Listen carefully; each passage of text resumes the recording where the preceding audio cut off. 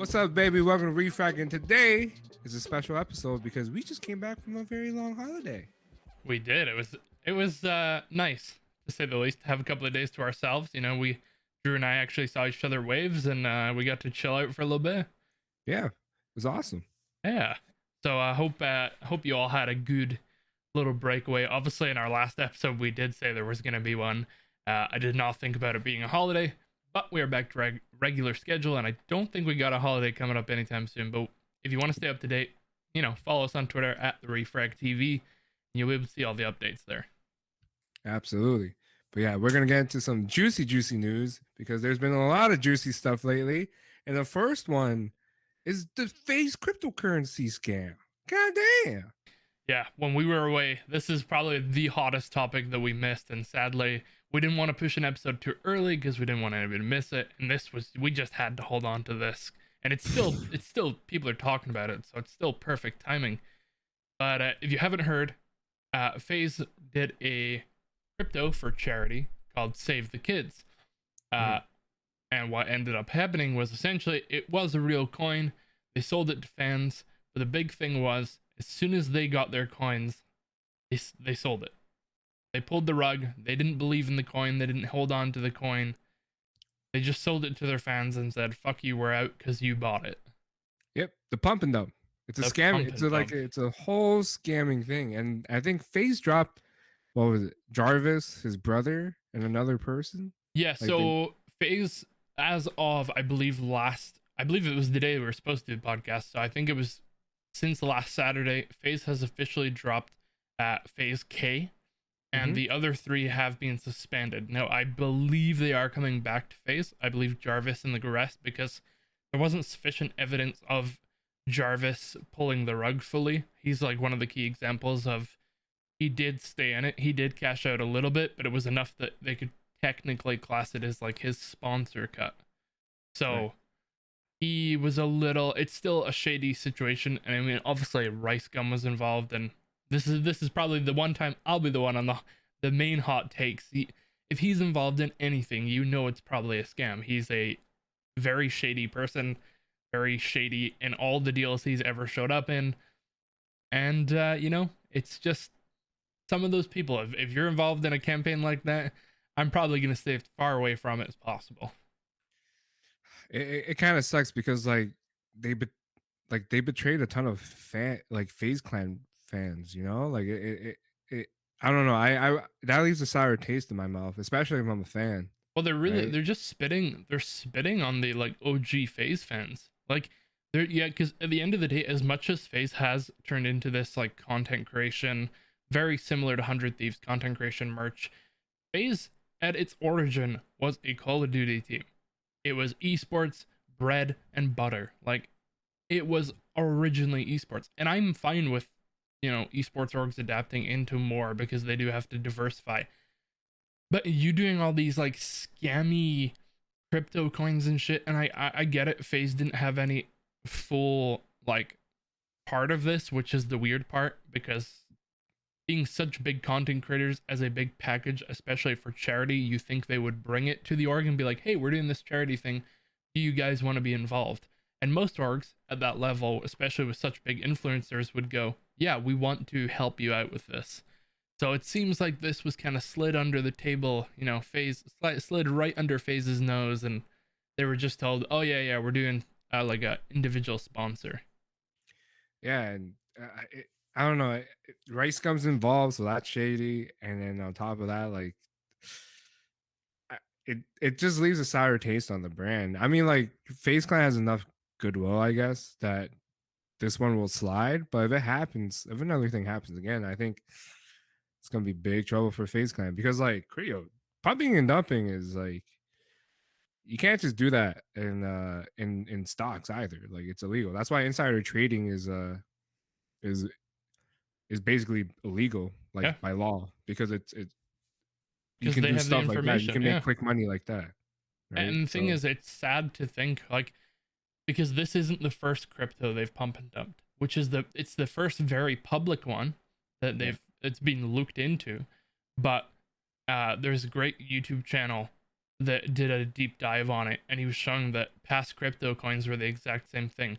FaZe K had pump and dumped every crypto sponsor he's ever had because fans see that, fans buy into that, fans also believe in the word of these influencers, which is another topic that we'll cover probably at some point, whether fans should listen that heavily. But fans dump probably millions of dollars into this crypto coin, and because they dump the money, if you're not familiar with crypto, the coin's going to go up because the supply is getting less and less, and the demand is getting higher and higher. So Right. they just sell and they make like 60 grand off of you because you bought the coin that is now going to be worth nothing once he goes, oh yeah, I sold. Yeah, the, I think it's gonna keep happening, and I mean, I'm glad like K got dropped, but I don't know, man. It's just He still walks away with the money. That's the sad part, right? Because yeah, crypto can be traced to an extent, but the thing about crypto is there's no law on it.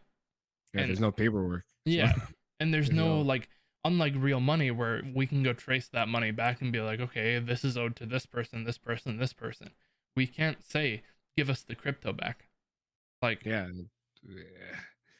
It, it's a tough topic, really. Because like it's not the first time, but I think FaZe Clan itself is like pleading ignorance, and like to be fair, like I'm sure they're not wrong. Like I'm sure they're not wrong. I'm sure they actually didn't know that yeah, K was gonna do this, right? So I man, it's just that whole pulling the rug out. Like, yeah, because it's not just pulling the rug out from you selling, it's pulling the rug out of your fans' fate yeah, in you. Like, in the fact that that means so little to you that you'll actually do that. And the amount of times he's done it, he knows what he's doing. And I'm sure a lot of them knew what they were doing. So it's one of those things where, you know, yes, you're hurting the whole crypto scene in the yeah, first place, but you're yeah. also hurting your fans. Like, you're gonna lose fans, but you don't care because you're sitting on $5 million and you can go retire. And you lose sponsor trust too, because like yo, sponsor's gonna look you up, and then the first thing they see is like, hey, you scam fans, and you pump and dump. like, Yeah, uh, it's tough. It's a slippery slope. yeah. I think FaZe will probably be changing some stuff in their contracts Yeah, I mean, I because hope that's as bad. like, I think the biggest curiosity for me is mhm. whether they whether it did go by FaZe. Like, was it under the table or did FaZe know about it? and it's kind of hard because if FaZe knew about it, then they're kind of responsible too, right? Especially they're like, one of our users keeps doing this. It's like we should like he has to stop. Yeah. And it's like it's rough. It's really rough. So I'm not I'm not too happy with what they did. And the worst part is like if they didn't know, well now like you can't trust your content creators, right? So it's like either way, there's trust being lost somewhere. Either the fans lose trust or the sponsors lose trust. And like luckily the rest of the FaZe Clan members aren't out here like scamming kids for in crypto, but like, you know, if they knew that, not a good, not a good look face. Yeah. But if they didn't know that, well, you got unfortunately you might have to tighten the leash. Even though I'm pretty sure they have a very loose leash over there, they might have to tighten it now just because of this. Yeah. And speaking of getting the rug pulled out from under you, TSM, they Oh got the man. rug pulled on them by Noble. I mean, shout outs to Noble. They're like we can't take away what Noble did. Noble almost beat 100 Thieves as well, right? It's just that by sheer audacity of Noble's like performance, like they brought the fight to 100 Thieves, but they just Noble showed they up. beat TSM. And this is the new improved TSM apparently, right? They finally picked up a kid who was someone who was under 30, which is like which is Bang, right? Bang is supposed to be like a sick aimer, and he is. By all means, he's fucking dope. And then they get bodied by Noble, and they're out. They're out. They didn't qualify for the main event for VCT Challengers, which is really huge because there was so much hype around this. Like I Yeah, just finished especially watching after the like first line. 2 hours of footage of their vlog, and like Myth interviewing them with Lena on the couch. like just talking about how like, oh yeah, now that unfortunately Cutler's gone, who unfortunately like he did not make he was his face Cutler was a boomer who was definitely living up to the old age part of the boom, not of the boomer status, not the boom part, right? So it was like, like, and then they got like bang, and then all of a sudden everyone's like, yeah, we're gonna be able to play our roles, and Sub Rosa was like, yeah, I'm gonna be great. This is gonna be awesome, like I can do any role I want. It's great. I have more freedom now. No, they got body. They got body by Noble, and it's like at some point, like is it the core? Is it the core that's the problem? Because like they just dropped Drone, and Drone is not a boomer. Drone is like early 20s, mid 20s, and he's still sick. He's still in his prime, and obviously his style was clashing with the game, and like Jet Op isn't that strong anymore. Their team is playing a very. They're trying to adapt, but they're trying to keep like the Jet Op, which I get it because Wardell's like the star child, right? Yeah. They built the team around Wardell, and it's like it's not working, man. So in your experience, because you have like knowledge about tact FPSs, like what do they do? Because like I know it's just the first tournament. Do they give Bang like this team another chance? Because they just dropped Drone after this tournament. Like that's wild. Like what?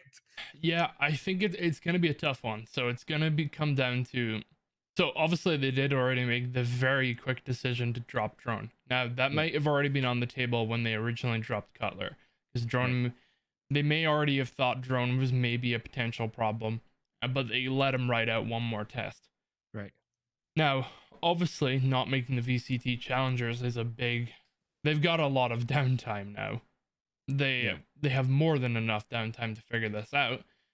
I just hope that they don't go to that phase where they one event change one player, one event change one player. They luckily, well, not luckily because they didn't make it, but because they haven't made it, they've changed two players. This is the key proving point. If they keep switching a player for a player, it's probably not going to work. no, Just filling the problem for a minute might work. For some teams, it does. Sometimes it does. But you have to take a hard, honest look at the problems. Figure out like, is it a strategic thing? Is it a IGLing thing? Is it a nerves thing? Is somebody getting too nervous playing? Like they just can't keep their cool. right. And they have to look at every like tiny, tiny details and just figure out who is that weak point. But I think they're just too stuck. They're too fixated on having like Wardell and Subrosa on the team, right? And Subrosa is like they're both amazing, but either like Wardell has to learn how to rifle and not off and not play Jet, or like I don't know. It's just or they hope that Jet gets patched back into the game. Like I don't know. It's just it's tough because it's like T1's having the same issue, right? T1's literally having the same. It's like every week there's a new person or an old person on the T1 roster as well. So it's like the NA shuffle is like gonna be as infamous as the French shuffle of Yeah, CS:GO. for real.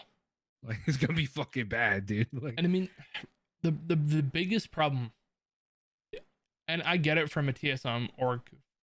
We're kind of reflecting on a previous episode, but Wardell and Sabrosa are two big assets. Like Wardell could easily be, and is very close to being, the same levels of like myth type of content creator. That same sort of humor. The viewers are slowly going up and up and up.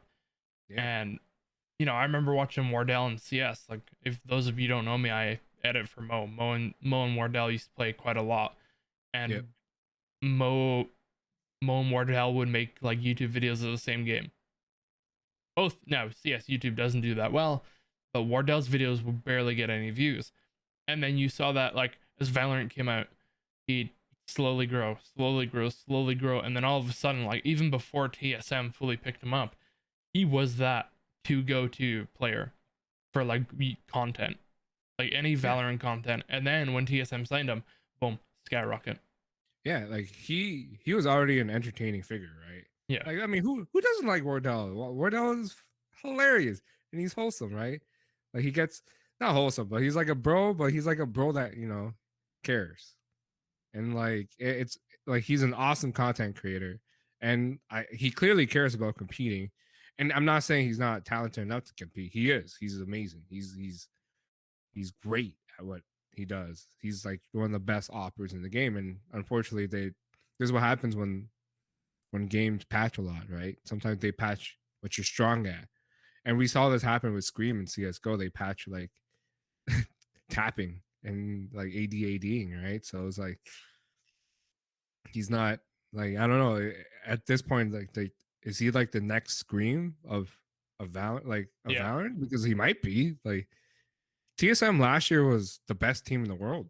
They won Yeah, them and everything. Sentinels were going head to head all the time, and seeing that, I think TSM's fix for this is like probably finding somebody with. It's gonna be hard, but if they really want to keep Wardell on that like op role and being that player, they've got to fill Drone's shoes with somebody like Tens, somebody that is consistently gonna maybe not the same roles, but somebody that's gonna consistently put up those numbers. Now they don't have to be great numbers, but they have to be rifle numbers, because it needs to balance out Wardell's role on the team if Yeah, that is their sore point. Now, adding this new player might make it easier for Wardell to fill his role, so that might right, not be the problem, and then TSM can keep working from there. right. Because like an op in Valorant is not like Counter Strike, whereas in Counter Strike an op can be very offensive. An op can multi kill. An op in Valorant is not like that.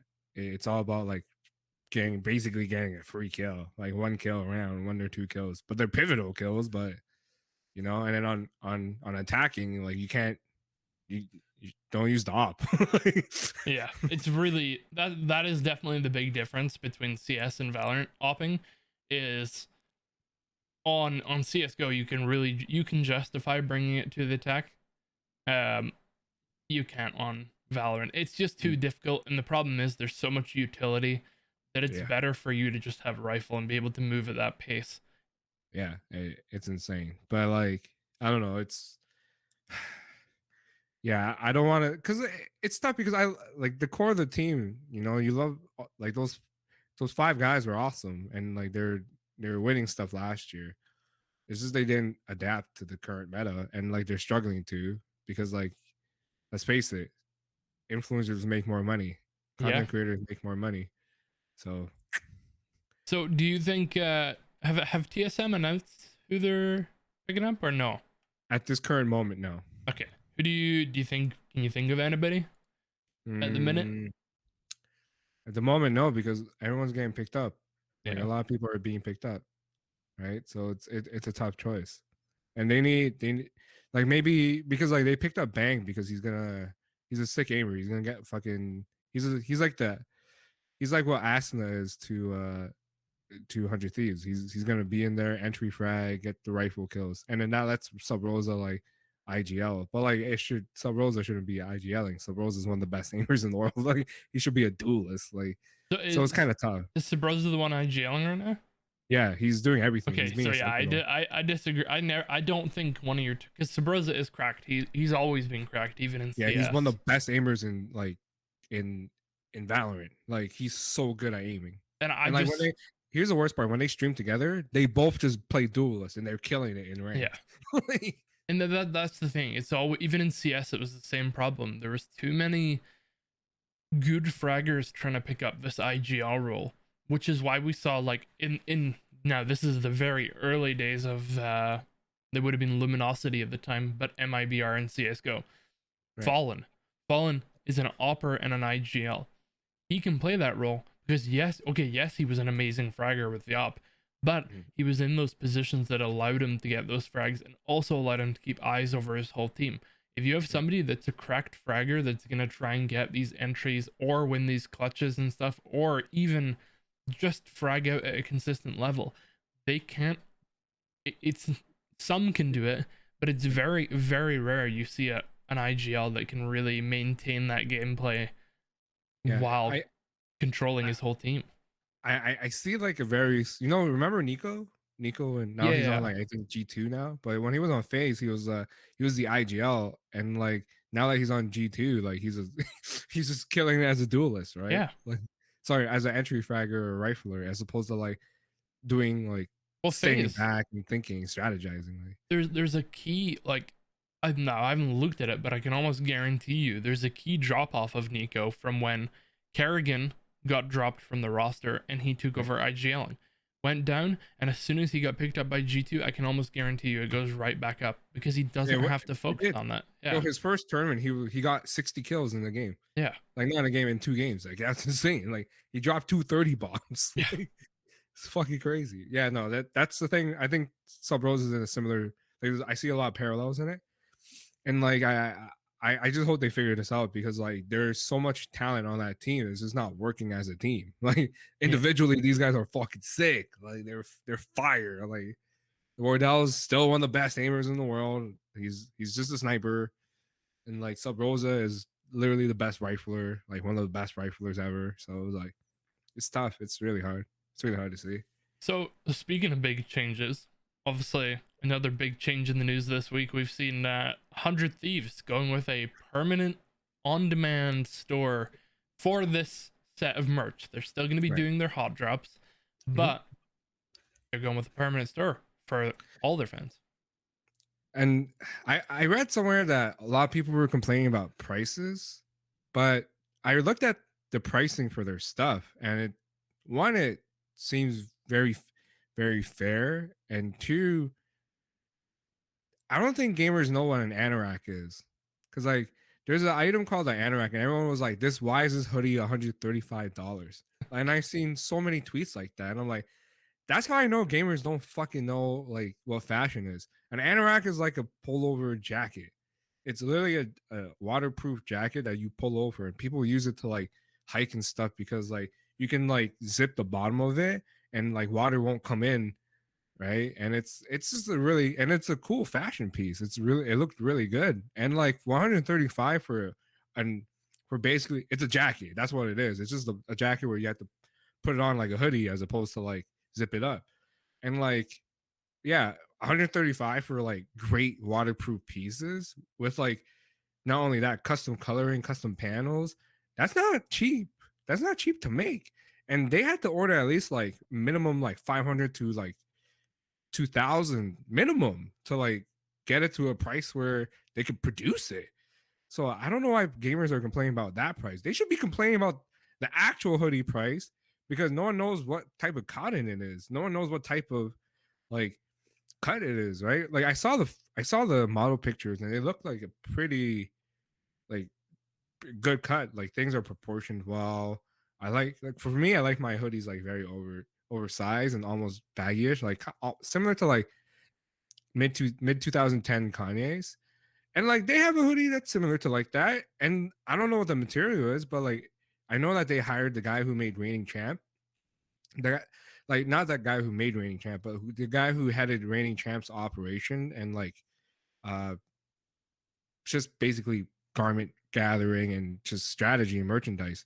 And Reigning Champ for obviously people who are listening, they're like not fashion heads at all, right? They're mostly gamers. Reigning Champ makes the best hoodies, the best sweats, the best cotton, anything that's fleece, they're the best at it in the world, hands fucking down, right?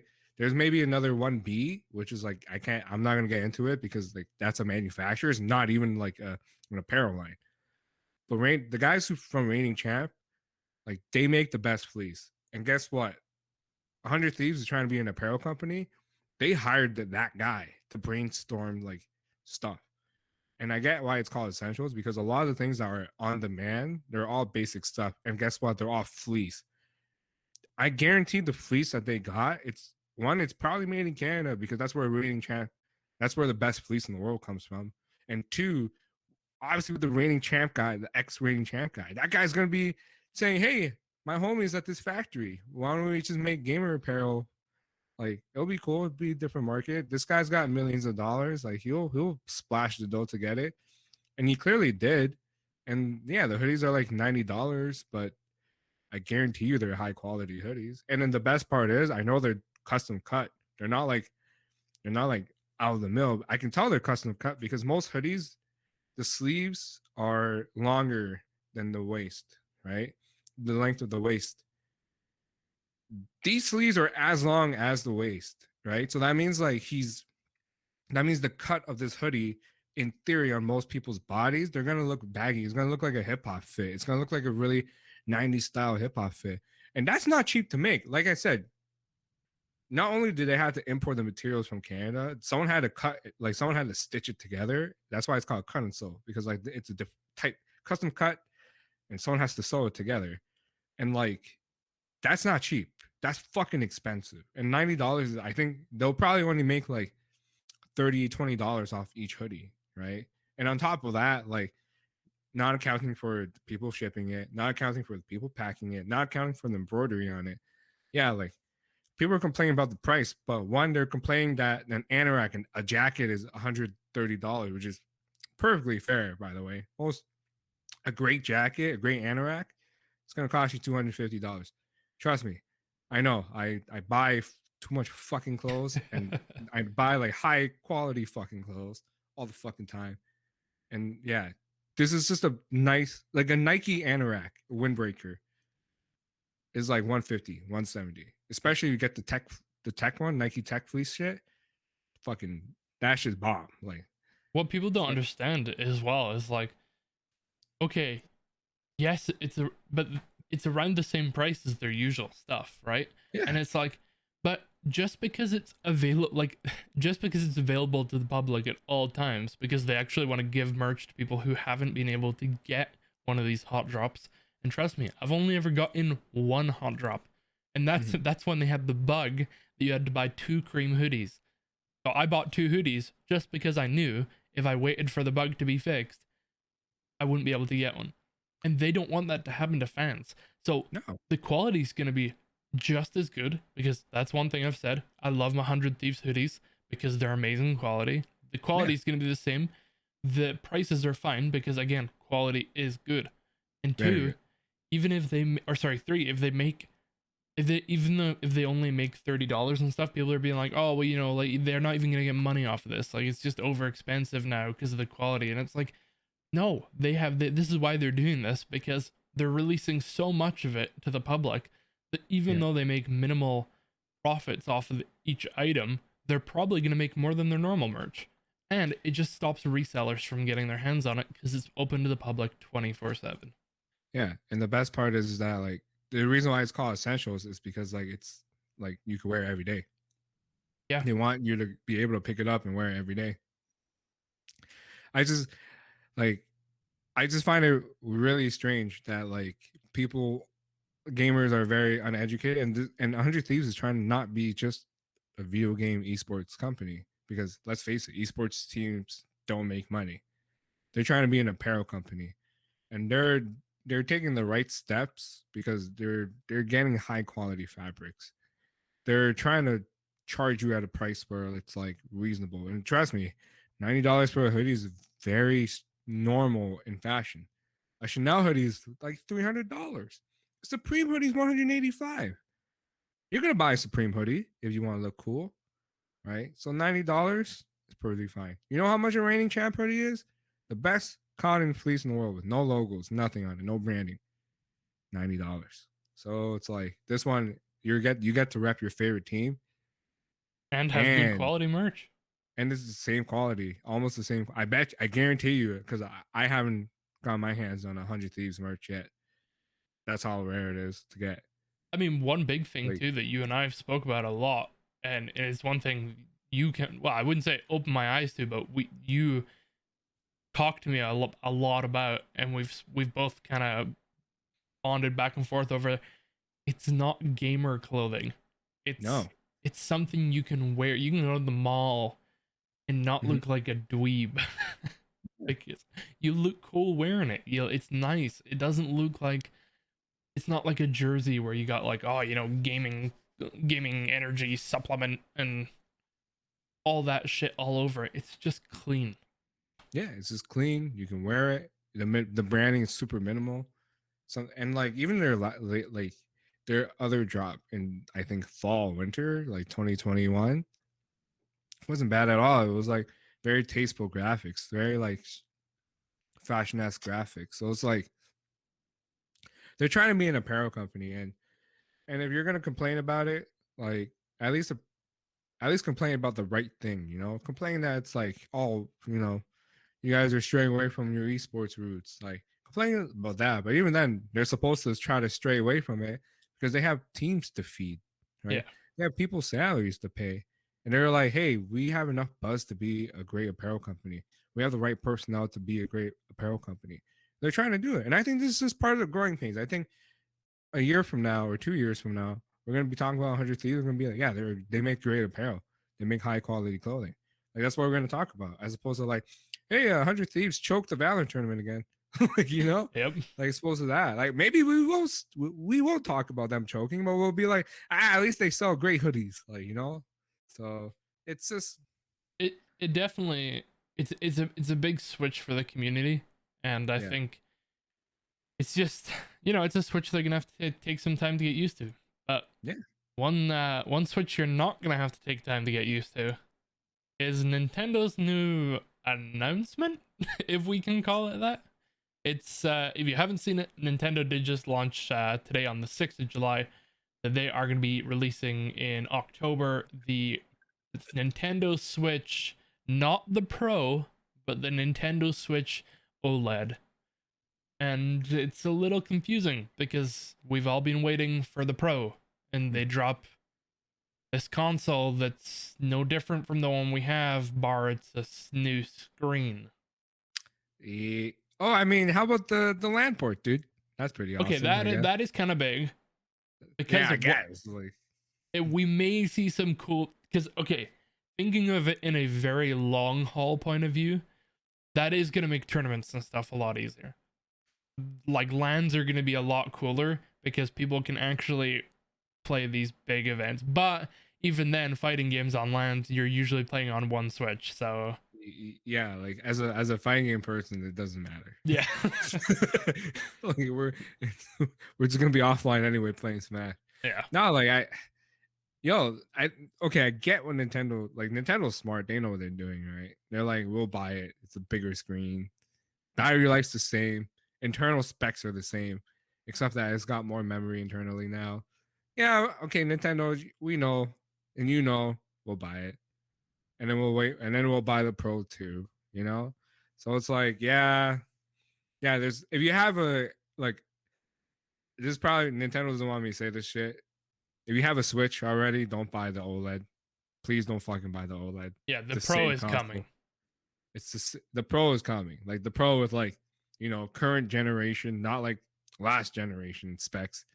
That shit's coming. But like, yeah, there's no point of buying a new Switch. I don't know why they did that. Why don't they just roll out the Pro with the OLED screen? Why is it just called? I get why they call it the OLED because there's no fucking upgrade besides The OLED. the OLED screen. Like, I get it. Like, you don't have Now, to make like we're stupid. I will I say get it. this is a good, like, I understand the Pro one. Obviously, we don't know when it's coming. Now, Yeah. however, if you've been thinking about getting a Switch and don't have one, this might be a good entry point because Yeah. you might not want or need the Pro right away. But OLED screens are amazing. If you don't know the difference, I recommend like just watching a quick YouTube video where it's OLED versus like standard HD. It's cool. It looks a lot better, Yeah. but is it better enough for me and Drew to justify upgrading our current Switches? No, No. not at all. So No. I'm sticking with this bad boy. now, is it enough for me because my left Joy-Con or my Switch got dropped and the left Joy-Con's broken? Is it a good enough reason to upgrade? Maybe. No, I still don't think it's a good reason to upgrade. Maybe My when you get the Switch Pro, that's a yeah, great reason to that's a upgrade. great reason. That's a great reason. Why? Because apparently the internal specs that are rumored for that I significant really upgrade. I really hope though after so just to end the last bit of this topic, I Mhm. really hope with all my heart Nintendo. This is a tiny change for the Switch. That's why they are calling it the OLED like you said. I Mhm. really hope they don't call the Switch Pro and it's like slightly bigger and maybe has like I don't know, a tiny feature to add on. Like maybe they made it a slight bit faster, but in reality, it's not much different.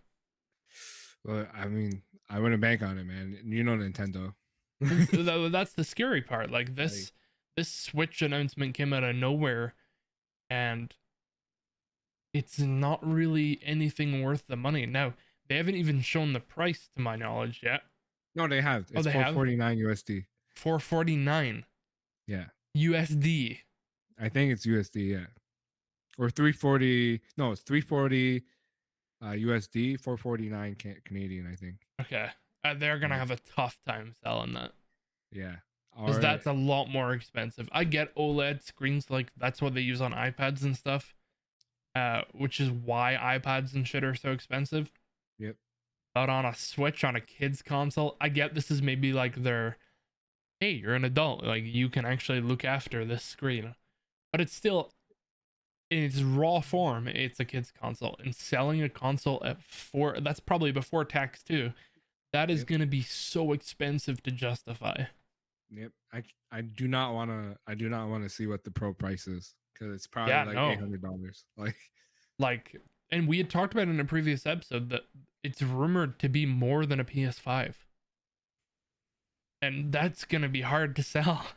Like, yeah, I don't even think Breath of the Wild 2 is worth packaging in that. Like, it's not gonna be worth it, man. yeah. Oh man, I don't know. It's so hard, so fucking hard. Well, Fuck. the thing that isn't hard, but it is hard for the viewers, is gonna be the end of the episode. We are gonna call it there. We've, today's been quite a few topics in quite a short form. So if you do have any questions, ask them on social media. Maybe we'll answer them in the next episode, or we'll just respond to you and we'll get a chat going on the good old interwebs. And you can follow us there at the Re-Frag TV on Twitter. Well, you can find all of our other socials below. And yeah, we'll see you guys on Friday.